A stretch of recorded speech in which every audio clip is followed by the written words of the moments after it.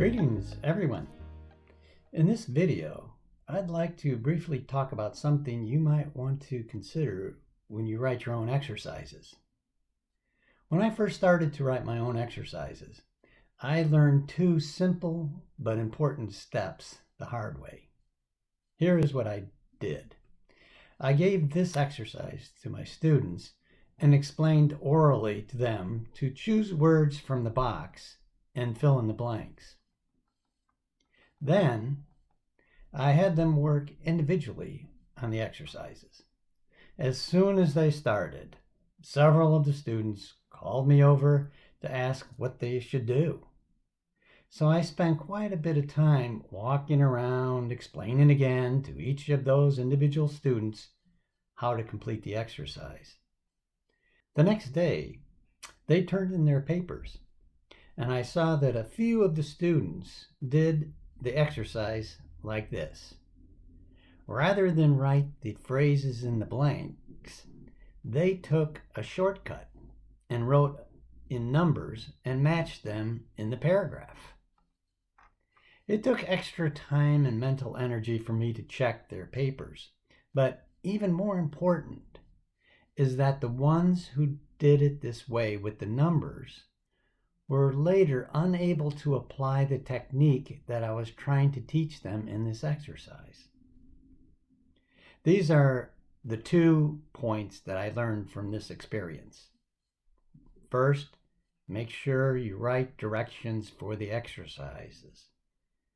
And second, give an example on the paper. So, I revised the exercise like this.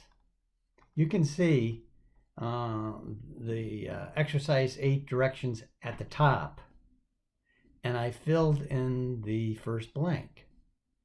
Nevertheless, some people feel that cats are better pets. And I showed with the X where those words came from. Also, they could see that they should write the words, not just put in numbers. The 2 simple additions made all the difference. As soon as students started to work individually, they knew just what to do, which actually gave them confidence in their own ability to understand directions.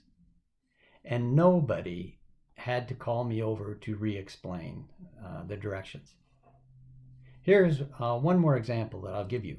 This time I did include the directions, but I didn't include an example. The directions had these 3 steps. 1, circle the subordinator. 2, underline the noun, the dependent clause. And 3, write V above the verb of the independent clause. The next class, students turned in their homework, and several of them had this. So there's the assignment, and then number 1, I know that my parents were there. And you can see they underlined that my parents were there, which is step 2, underline the noun, the dependent clause. But they didn't do number 1, circle subordinator, and they didn't write V above the verb. The next time I assigned this exercise, I revised it to include an example.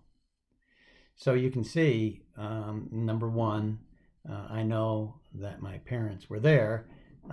Step 1 was supposed to circle subordinator, which I did, that, and then underline the noun or dependent clause, which is that my parents were there. And then number 3, write V above the verb. You see the V above the verb know. By including that one simple example, all the students completed all 3 steps correctly. Nobody had to redo the exercise. And best of all, they were able to apply this in the next exercise, in which they had to write their own sentences with noun clauses and circle the subordinator, underline, and write the V above the verb. So I hope these 2 recommendations, include directions and an example, are helpful for you when you write your own exercises. For more discussion about teaching ESL, about ESL materials and techniques, please see the link below. Thank you for watching.